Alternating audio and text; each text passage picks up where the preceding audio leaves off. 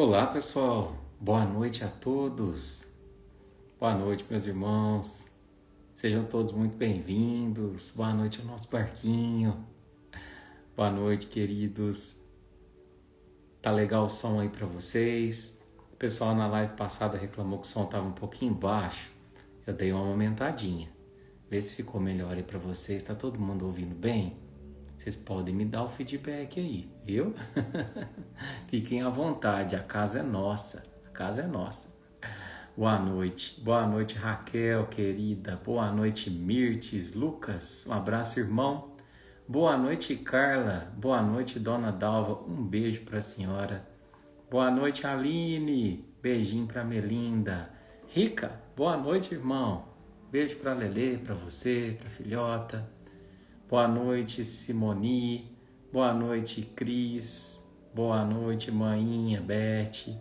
Boa noite, Ângela, Raquel, Nara. Que coisa boa, meus irmãos. Boa noite, Dani. Um abraço, querido. Que bom que vocês estão aí, Thalita. Boa noite a todos, queridos. Silvana, Andréia, Larissa, Raune, Adriana. Escreve pra gente aí, de onde que vocês estão falando. Boa noite, irmãzinha Larissa. Um beijo para você, irmã. Hoje vamos falar sobre a parábola do joio e do trigo. Nossa, gente, como essa parábola é necessária no dia de hoje. Nossa. Mas antes vamos cumprimentar todo mundo aqui. Em prece, sim, Aline, por todas as mães que estão mantendo aí, né, a luta contra o câncer de seus filhos. Pessoal, quem puder seguir, né, o Instagram da nossa irmãzinha Aline ali, que faz um trabalho lindo com as mães, né, de crianças que estão enfrentando o tratamento do câncer, né? Irmão, depois você coloca o arroba aí do Instagram, viu? Boa noite a todos, boa noite Leila, Sônia, boa noite Dulce, Érica de Ribeirão. O som tá baixo? Tá um pouquinho baixo? Vou aumentar mais um pouquinho aqui. Porque eu também não posso aumentar muito, senão ele estoura, gente. Né? Mas eu acho que agora melhorou um pouquinho, né? Coisa boa, gente. Bom, meus queridos, sejam todos muito bem-vindos. Dona Alzira, um beijo pra senhora. É isso aí, Ivan. A Aline é uma fortaleza, né? Coisa boa. O som tá bom então? Fernanda, tá bom? Pamela, um abraço. Cris de Varginha, boa noite, Marta. Tá certinho aí, Larissa? Um beijo, querida. Bom, gente, vamos lá. Vamos trabalhar. O que vocês querem ouvir aí de canção inicial? Hoje eu senti a vontade de perguntar para vocês. Eu comecei a pensar. Boa noite, Roosevelt. Abraço, irmão, Pri. Falei assim, não, hoje é para eles escolherem. Boa noite, Renatão. Um abraço, irmão. Pati, Lili de Itajubá. Boa noite, Dona Ivete. Boa noite, Denise, querida. Lélia. Fico muito feliz. Obrigado, viu? Pela companhia de vocês aqui. Ah, que coisa boa. Denise. A Denise foi a primeira que falou, ó. Da estrelinha. Faz tempo que eu não canto estrelinha, né? Ih, todo mundo pedindo estrelinha. Falando em estrelinha, semana que vem, nossa, gente, vai ter um encontro imperdível. Imperdível, né? Nós vamos estar junto com a Mayra, só que a transmissão vai ser pelo YouTube. Nós vamos fazer uma live especial de músicas, de recadinhos. Vai ser algo incrível em prol da construção do Menino Barça Novo, né? Nós estamos aí faltando ainda, gente, obra. Meu Deus, a gente calcula uma coisa e de repente é a outra, mas se Deus quiser vai dar tudo certo. Mas ao longo da semana eu vou informando vocês, viu? Vamos de estrelinha então. Faz tempo que eu não toco. Na semana que vem eu ia tocar, mas a gente canta, viu? Que bom, gente. Marcos, um abraço, irmão. Marcos pediu cativar. A gente encerra com ela, pronto. Vamos lá, meus irmãos. Então, nesse instante eu vou te convidar a fechar teus olhos a imaginar que aí no lugar onde você está, agora se transforma, gente. Esse lugar se transforma. Imagine se você está no seu quarto, de olhos fechados, ou na sala. Preciso que você imagine que o teto desaparece. E de repente, aquele se torna um céu de estrelas. Você olha para cima, vê as estrelas, vê a lua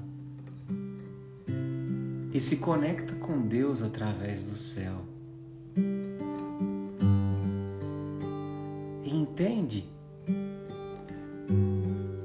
que não existe fora, que não existe dentro, que não existe vida, que não existe morte. Somos uma parte só, de um só todo. Aqui na terra, no céu, a criação se faz incessante. E no tempo da vida, o amor permanece. Os corações se conectam para todo sempre.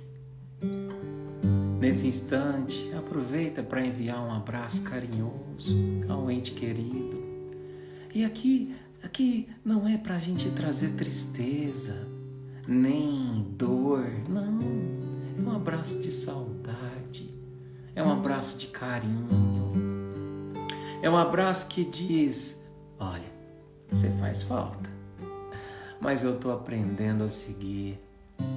Não sem você, porque eu nunca estive sem você. Você faz parte, você habita meu coração. Eu te sinto, talvez ainda mais do que quando você estava aqui, materialmente ao meu lado. Então que esse momento seja um momento de conexão entre os dois planos. Que a espiritualidade amiga permita a visita daqueles que estiverem preparados para visitar e abraçar e envolver os seus entes num abraço de luz das estrelas que nos conectam a Deus eternamente. Enxugue este rosto e venha aqui fora, como de costume. Vamos conversar, pra te alegrar tem até vagalume. Tem dias que vai piorar, saudade vai apertar, e até que cê tá indo bem, faz falta aqui pra mim também. Lembra de quando eu ficava acordado até tarde esperando, só pra ganhar um beijo de boa noite antes de dormir. Daqui não é diferente, te beijo, mas você não sente. Quando bater a saudade, olha aqui pra cima, sabe lá no céu aquela estrelinha que eu muitas vezes mostrei pra você. Hoje é minha morada, a minha casinha, mesmo que de longe tão pequenininha, ela brilha mais toda vez que te vê. Enxugue este rosto e venha aqui fora, como de costume. Vamos conversar, pra te alegrar tem até vagalume. Tem dias que vai piorar, saudade vai apertar, e até que cê tá indo bem, faz falta aqui pra mim também. Lembra de quando eu ficava acordado até tarde esperando, só pra ganhar um beijo de boa noite antes de dormir. Daqui não é diferente. Te beijo, mas agora sente, ou se sente. Quando bater a saudade, olha aqui pra cima, sabe lá no céu aquela estrelinha que eu muitas vezes mostrei pra você. Hoje é minha morada, a minha casinha, mesmo que de longe tão pequenininha, ela brilha mais toda vez que te vê. Enxugue este rosto.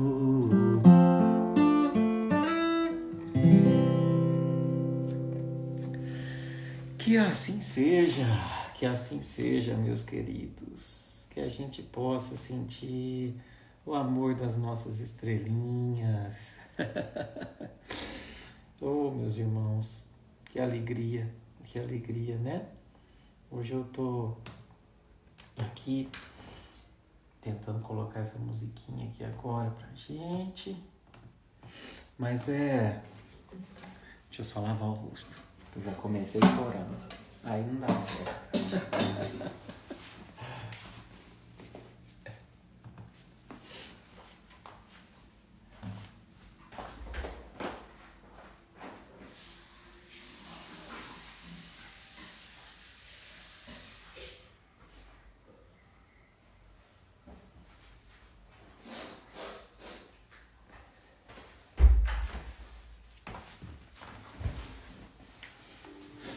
Pronto. Mas é uma saudade gostosa, né, gente? É uma saudade, assim, gostosa no sentido de que quando a gente ressignifica, e eu espero que aqui a gente esteja conseguindo juntos fazer isso, é tão libertador o processo de transformar o adeus em até breve, que eu falo que nos traz um novo ânimo de viver. Por mais difícil que seja, né? A gente fica desidratado, né, Roosevelt? Mas é muito gostoso, Mirinha querida. Tenho certeza que todo mundo de alguma forma conseguiu sentir seu ente, né? Conseguiu sentir uma visita gostosa, né? E a gente junto vai recomeçando, pessoal. Do lado de cá, do lado de lá. Só não sente a dor da saudade quem nunca amou, não é? Se você hoje sente a saudade, a gente sabe que é porque você teve o mérito e a bênção de ter amado. Porque imagina se a gente nunca tivesse experimentado o amor, não é? Me lembra até do boneco de lata do Mágico de Oz, né? Tudo que ele queria era ter um coração para poder amar. Porque do contrário, a gente também se transformaria em seres de lata.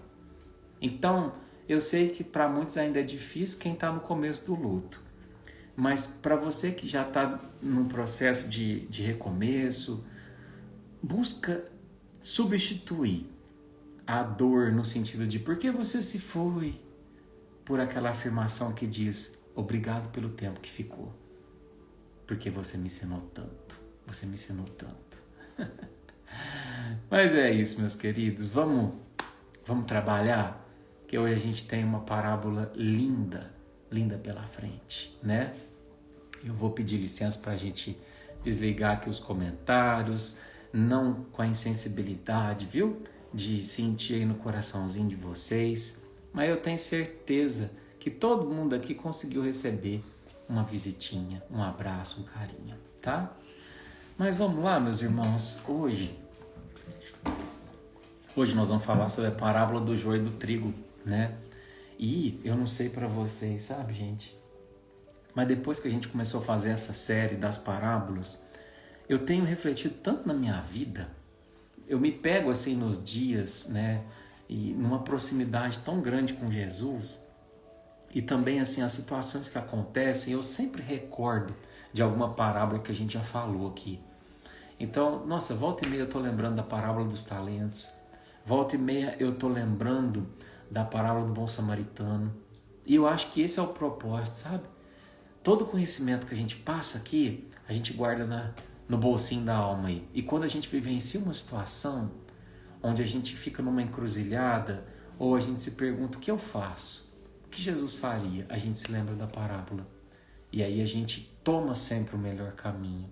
Ainda que aquele melhor caminho não vá nos levar ao destino que a gente esperava. Mas nem por isso ele deixa de ser o melhor. Porque às vezes o melhor para mim é diferente do melhor para Deus, né? Então, hoje a gente vai falar sobre a parábola do joio e do trigo, né? Eu imagino que muita gente que já ouviu falar nessa parábola, ou pelo menos já escutou a expressão. A gente precisa separar o joio do trigo, né?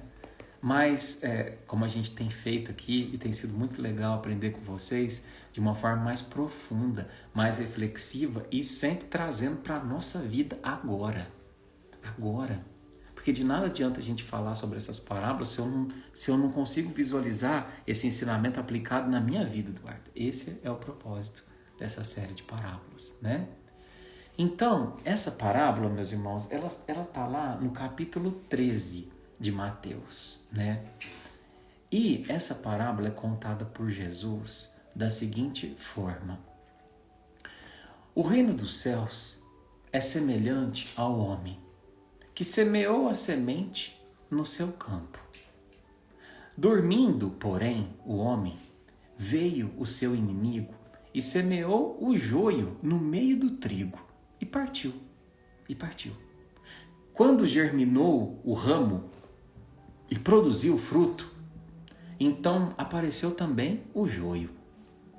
E aproximando-se os servos da casa do Senhor, disseram: Senhor, não semeaste a boa semente no teu campo? De onde terá vindo o joio? E ele lhes disse: um homem inimigo fez isso. Então os servos lhe disseram: então o Senhor quer que a gente o arranque, o recolha assim que sairmos daqui? E o Senhor respondeu: não. Porque talvez ao recolher o joio, desenraizeis junto o trigo. Deixa eles crescerem juntos, até a ceifa. E no momento da ceifa, direi aos ceifeiros: recolhei primeiro o joio, atai-o em molhos para o queimar. O trigo, porém, reuni em meu celeiro. Essa é a lição, essa é a parábola, né? Então, eu sei que essa linguagem às vezes é um pouquinho rebuscada, difícil, alegórica, né? Mas eu vou tentar traduzir para vocês o que aconteceu, né? De uma forma bem simples. Aqui, Jesus fala que existia uma plantação de trigo bem bonita, só que ela ainda não tinha germinado. E aí, um inimigo do semeador foi lá e jogou semente de joio.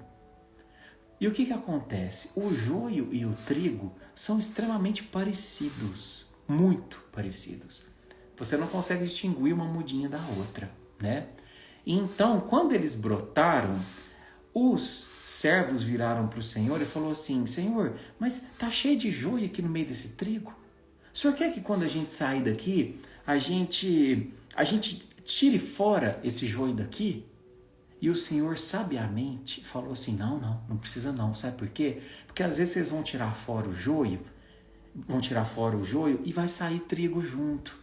Então faz o seguinte: espera eles crescerem, espere o tempo da ceifa. O que é o tempo da ceifa? É o tempo da colheita, porque ali sim a gente vai conseguir separar com eficácia quem é joio, quem é trigo. E quem é joio a gente vai separar no feixe, vamos queimar, e quem é trigo a gente vai colocar no meu celeiro e depois produzir o alimento, o pão.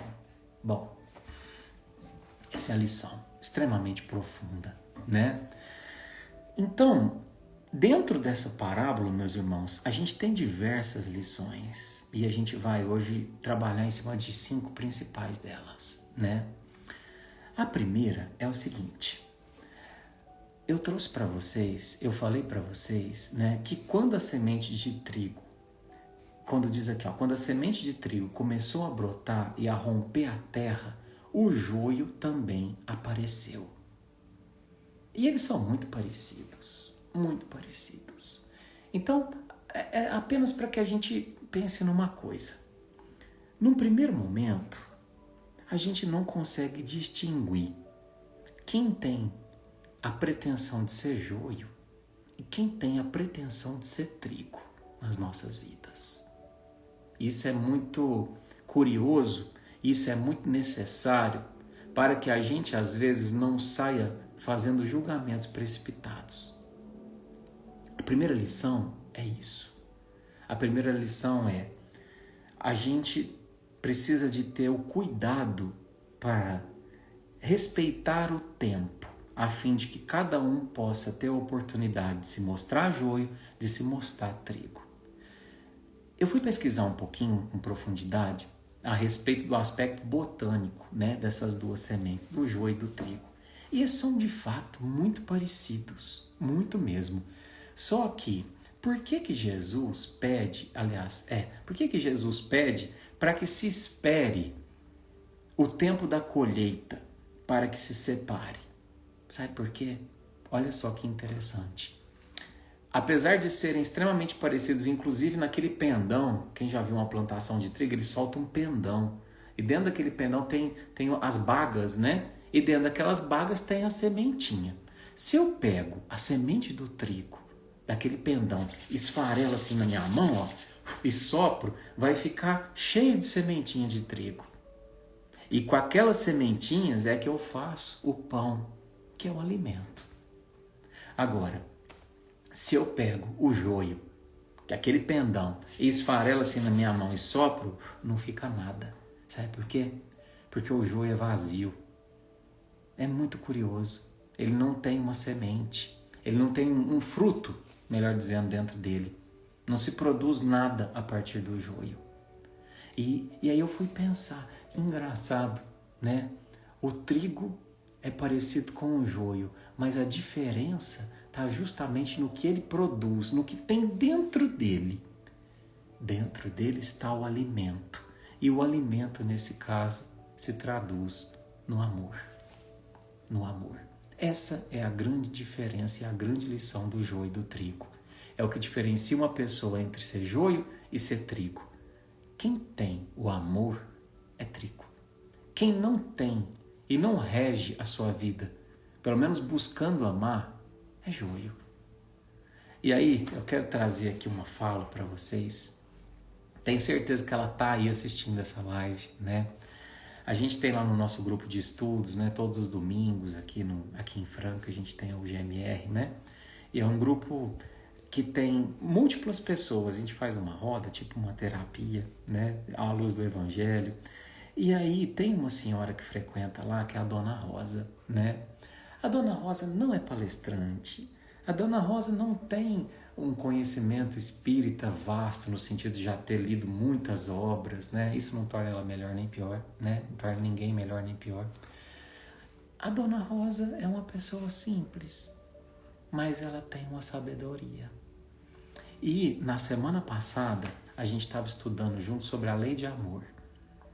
E aí, depois que a gente conversou sobre a lei de amor, falamos, a gente passou para todo mundo falar, né? O que eles pensavam da lei de amor? E a Dona Rosa falou assim, de forma muito simples, ela falou assim: o amor precisa ser o começo de tudo. Gente, o amor precisa ser o começo de tudo. Juro para vocês. Não teve um dia que eu não pensei nessa frase. Não teve um dia. De tão profunda e de tanto que essa frase reverberou dentro de mim. E talvez você talvez não tenha entendido a profundidade dessa frase. Quando se diz que o amor precisa ser o começo de tudo. O que difere o joio do trigo é a intenção da semente. O trigo tem amor em si, porque ele foi feito para alimentar. Existe amor dentro dele.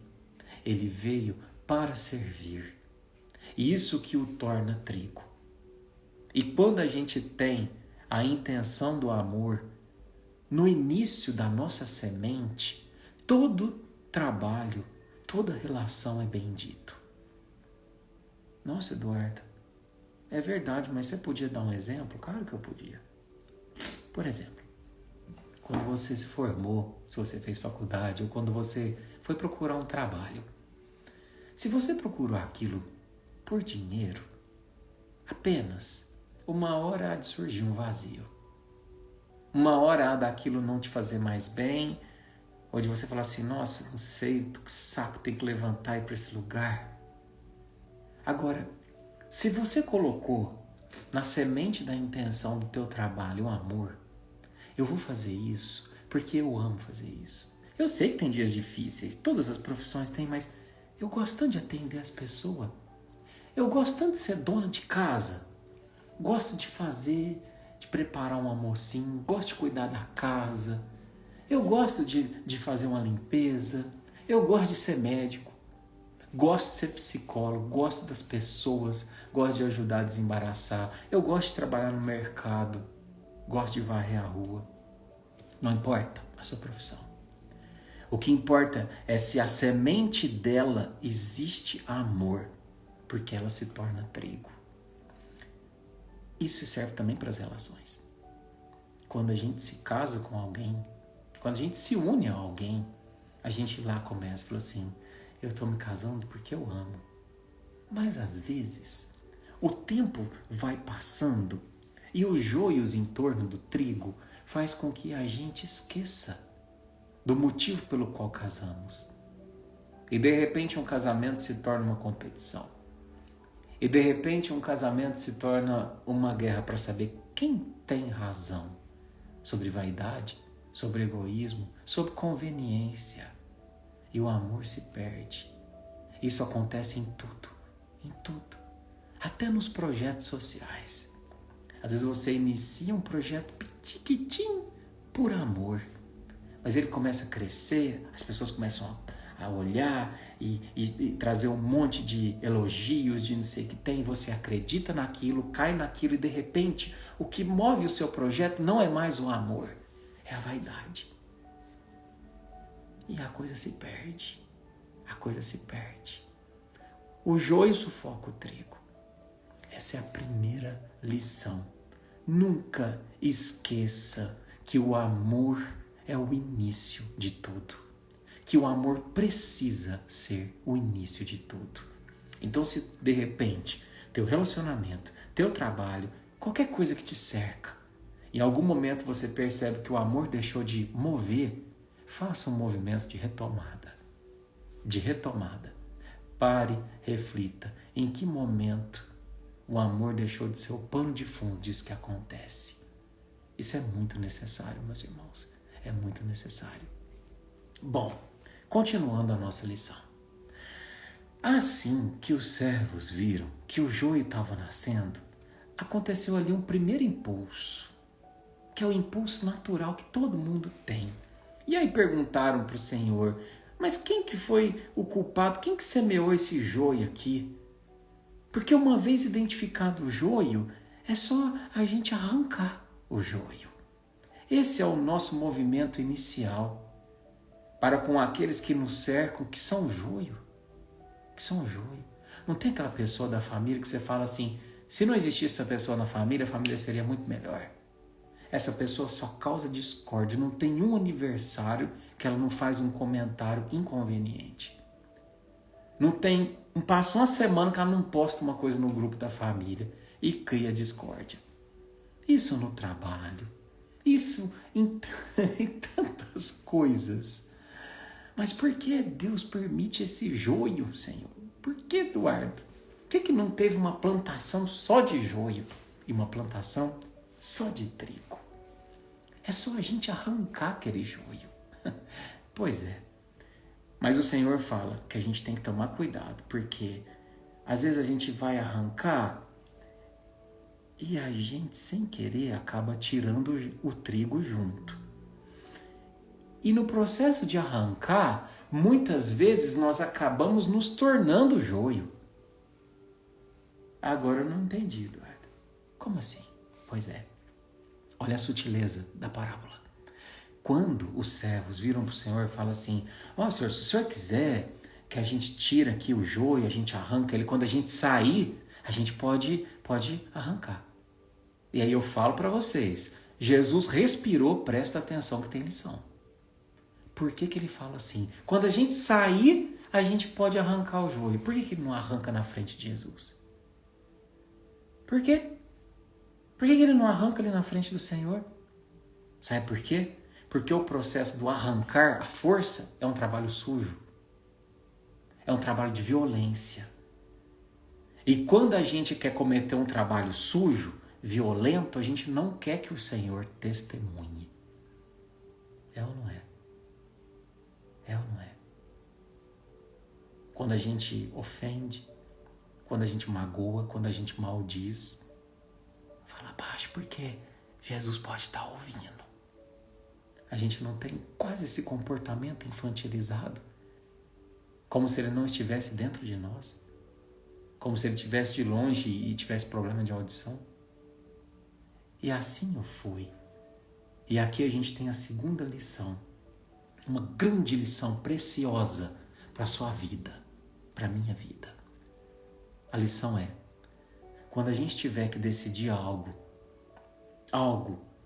talvez uma decisão difícil para quem é alvo dela, toda vez que eu tiver que tirar o joio, ou de uma pessoa que eu achar que é joio de determinado lugar, seja do trabalho, seja do ciclo de amizade, seja de um relacionamento, todas as vezes que eu tiver que pensar em arrancar, porque às vezes a gente precisa fazer isso mesmo, eu entendo, mas que a gente indague a nossa consciência.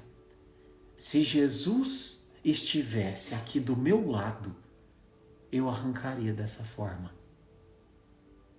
Eu decidiria dessa forma. E aí sim, se eu responder de forma afirmativa a essa pergunta, eu posso continuar. Isso é tão necessário. É tão necessário. Porque às vezes a gente precisa sim tirar um joio do nosso caminho. Às vezes uma pessoa tóxica no meu relacionamento, no meu trabalho, no meu ciclo de amizade. Mas até para tirar, eu preciso ter a delicadeza. Porque senão eu corro o risco de me tornar joio também. Ou de arrancar o trigo que está em volta. Às vezes o processo de retirar o joio é de uma forma tão bruta e grosseira que aquelas pessoas que estão em volta falam assim, nossa, tudo bem que a pessoa não era assim grande coisa, mas merecia essa violência toda. Entende? Entende? Então fica a lição. Todas as vezes que eu precisar de tomar uma decisão que for impactar em alguém, que for, entre aspas, machucar emocionalmente alguém, porque tem vezes que não tem como, que eu indague. Se Jesus estivesse aqui do meu lado, ainda assim, eu tomaria essa decisão e faria desse jeito. E pode ter certeza, esse é o crivo certo para você tomar a decisão, certo? Bom, e vamos continuar. Tem muita lição, né, gente? O tanto que é atual, não é?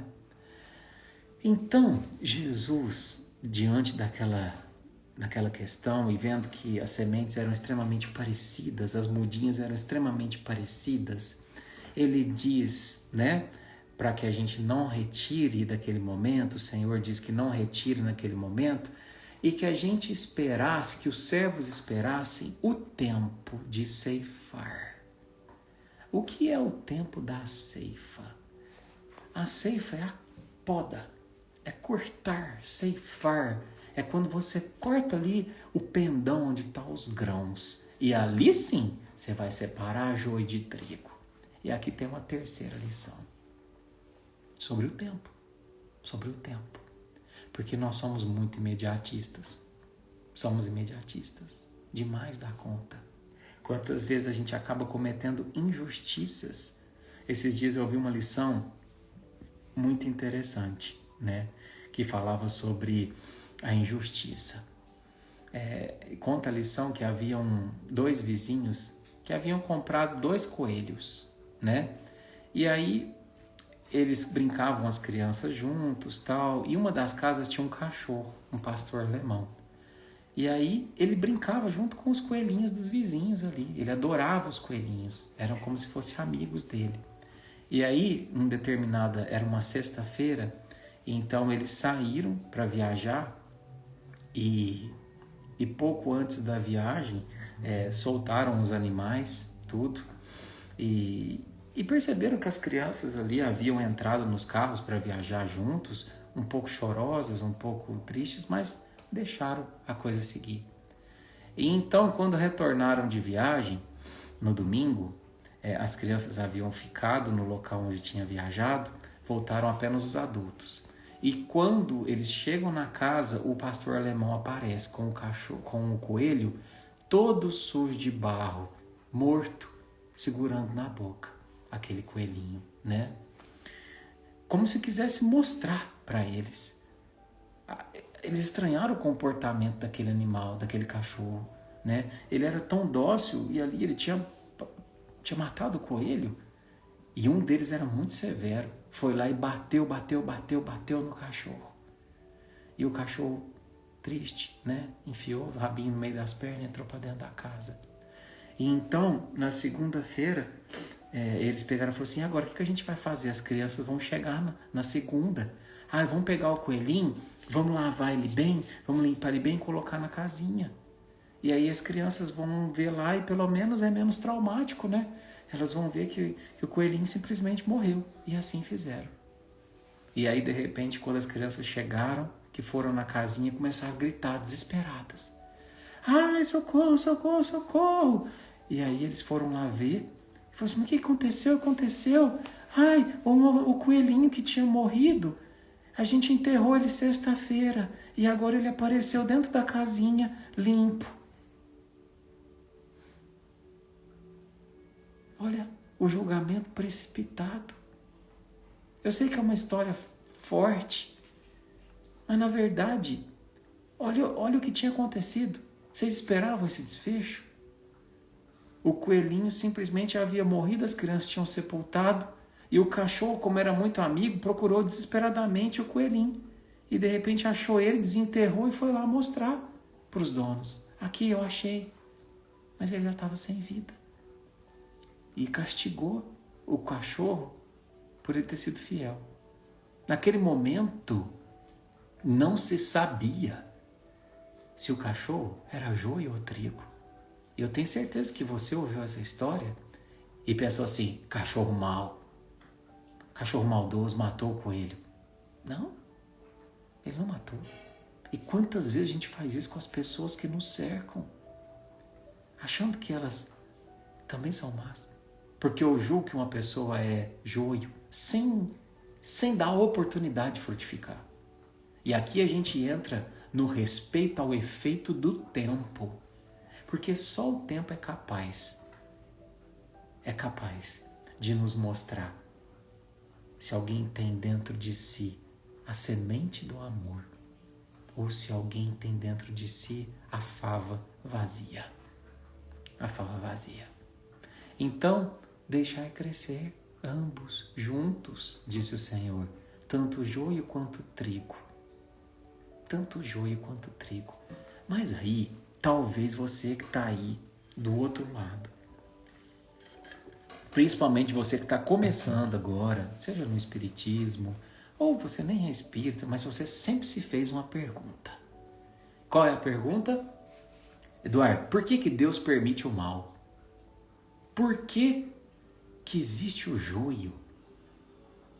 Por quê? Por quê? Por que ele não permite apenas o plantio do bem? Não era mais fácil se tivesse tudo trigo? Pois é, era mais fácil sim, mas você já parou para pensar que se a gente ainda não é, um dia nós também fomos joio? E talvez o fato de ter um trigo ao meu lado não me tornou trigo, mas me inspirou a ser uma nova semente. Entende? Entende a misericórdia divina? Porque tem uma frase de Emmanuel que diz que o joio não cresce por distração divina. Deus não está distraído. Sem querer, eu acabei colocando uns espíritos ruins nessa terra, umas pessoas ruins. Não tem esse erro.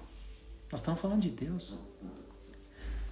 O joio não cresce por distração divina, e sim porque há a crença de que no final existe sempre a vitória do bem.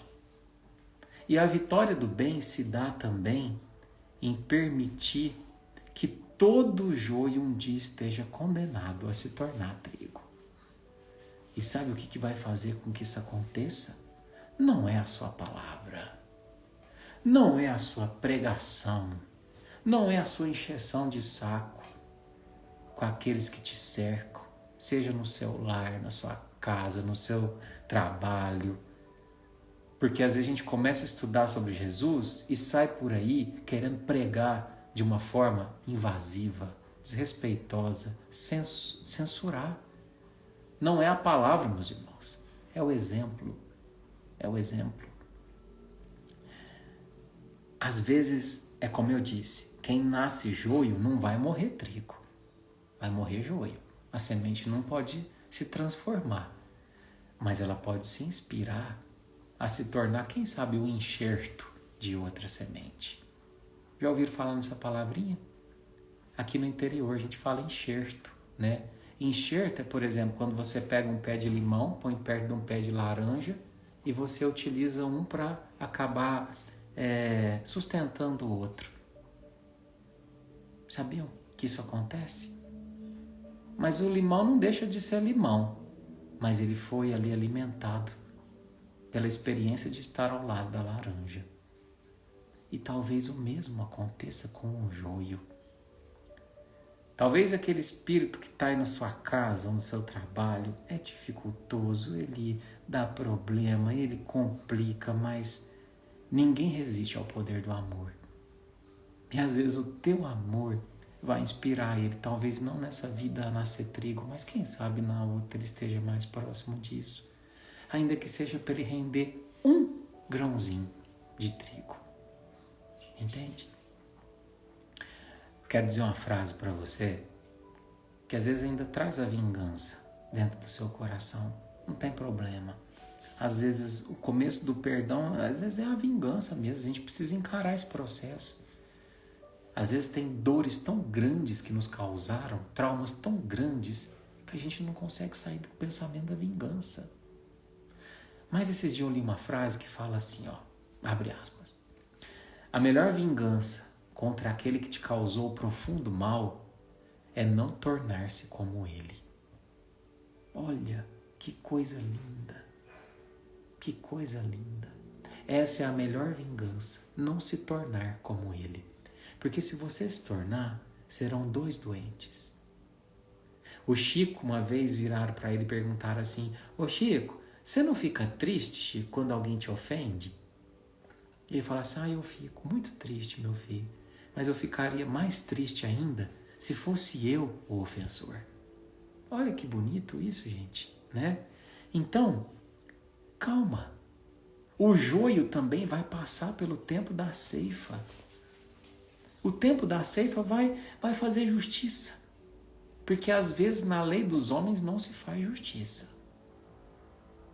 Esses dias mesmo eu passei por uma injustiça, fiquei bravo. Mas aquilo passou. Eu percebo a justiça já sendo feita na amplitude espiritual. Na amplitude espiritual. Entende? E eu não quero transformar a justiça de Deus em vingança. Não.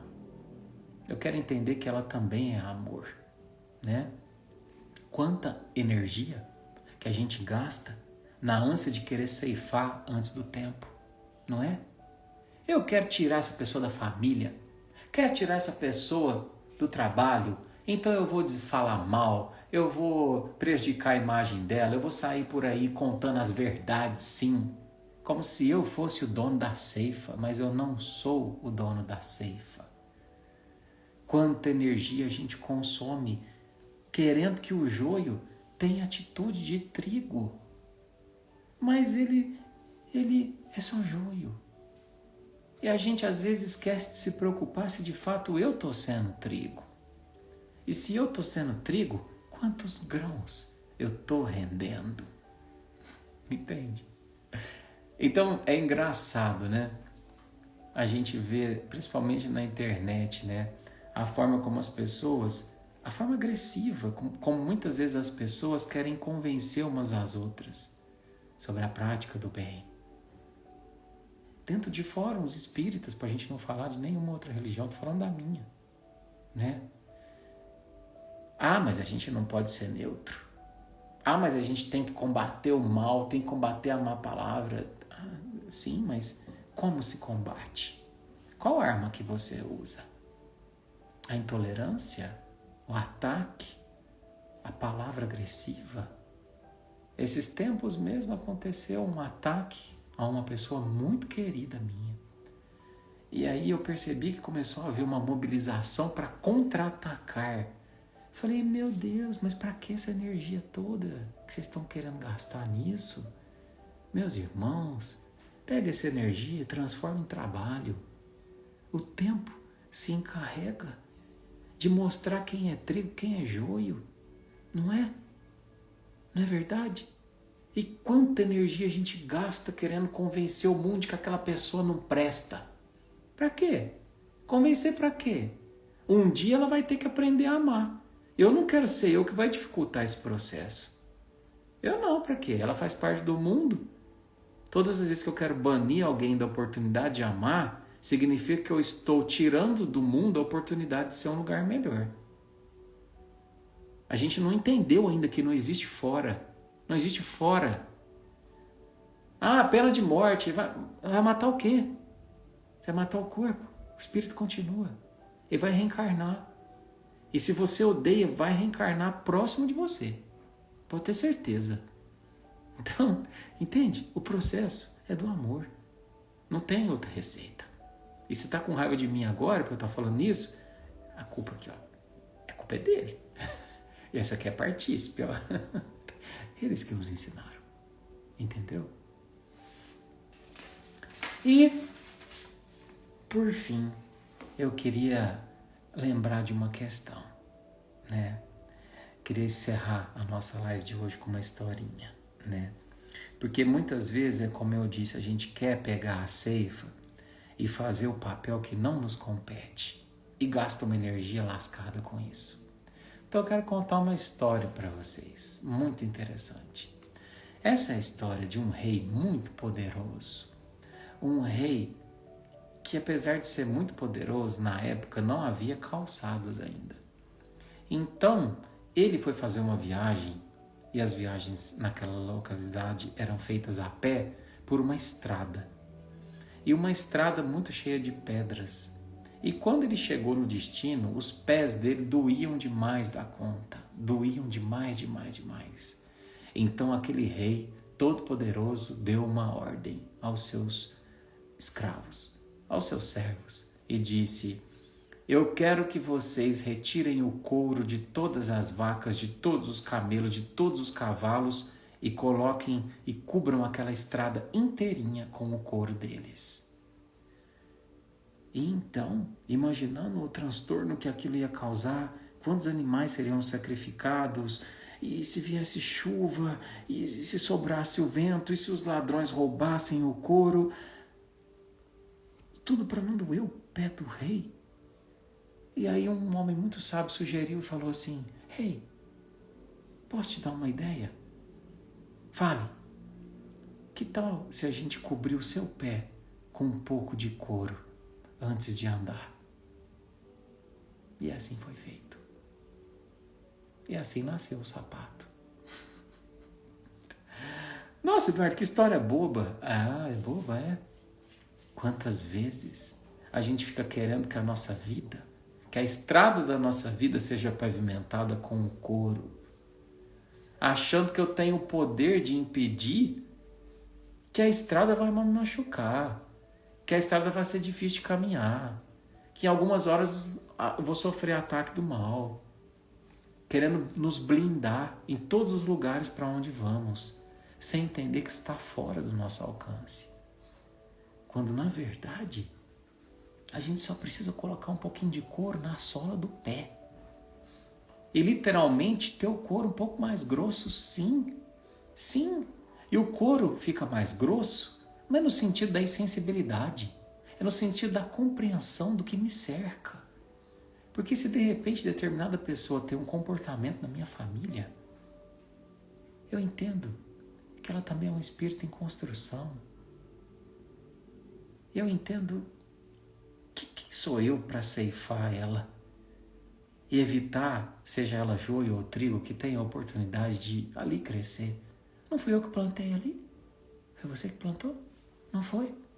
Então, entende? Às vezes a gente quer cobrir a estrada com couro.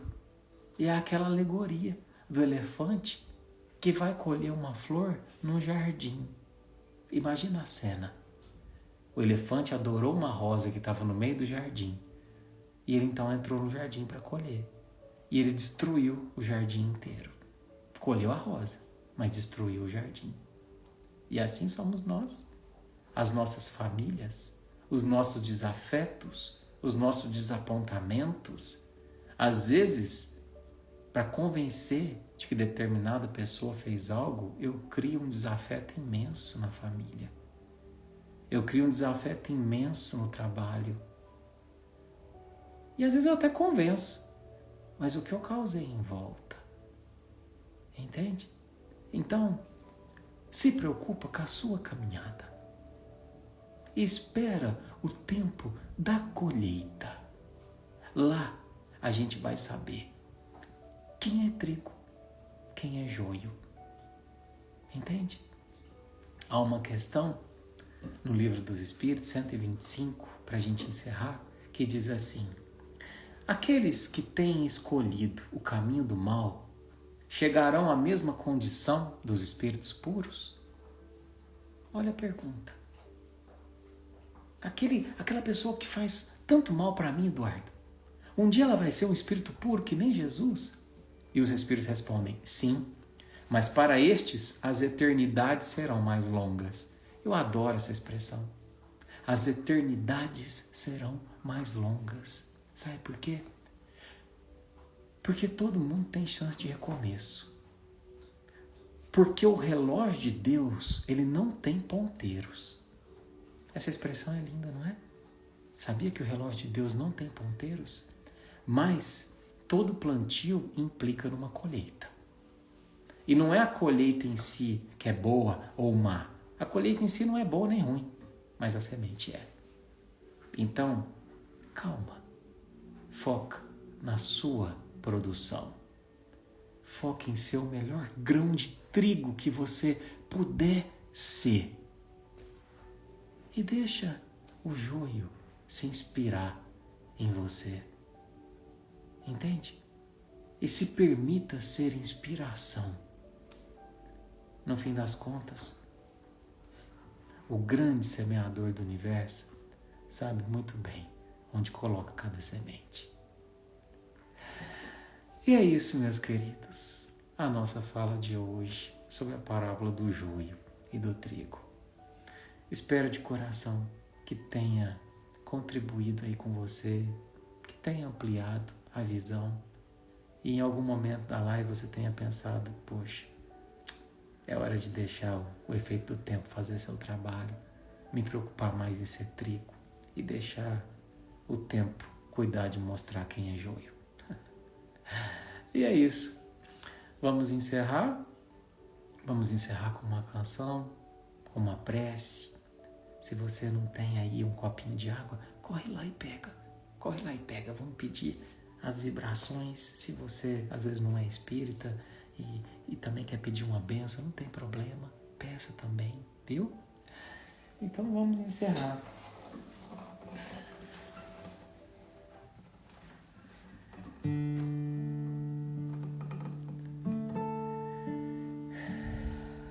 Senhor Jesus, obrigado, mestre amigo, pela oportunidade do ensinamento dessa noite, onde a gente aprendeu sobre a preciosidade do tempo, da paciência, da gente se colocar no nosso lugar, não como senhor da plantação, mas como pequenina semente que quer ser trigo.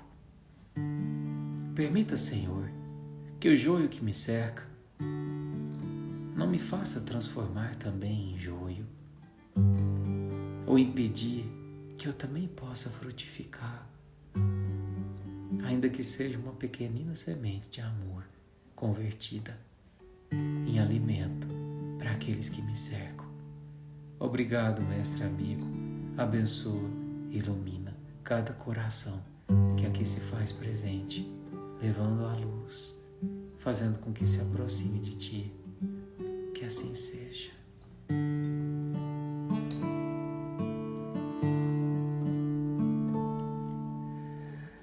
E uma palavra tão linda, já quase esquecida, me fez recordar,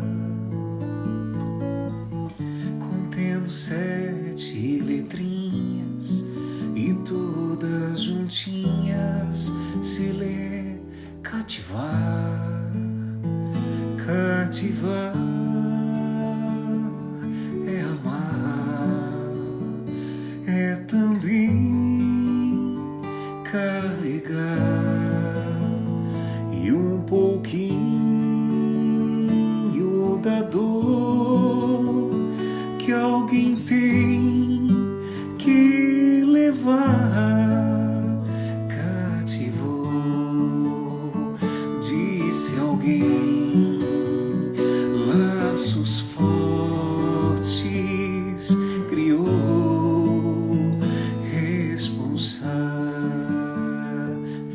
tu és pelo que cativou. Beijo no seu coração e até semana que vem. Tchau, tchau, trigos.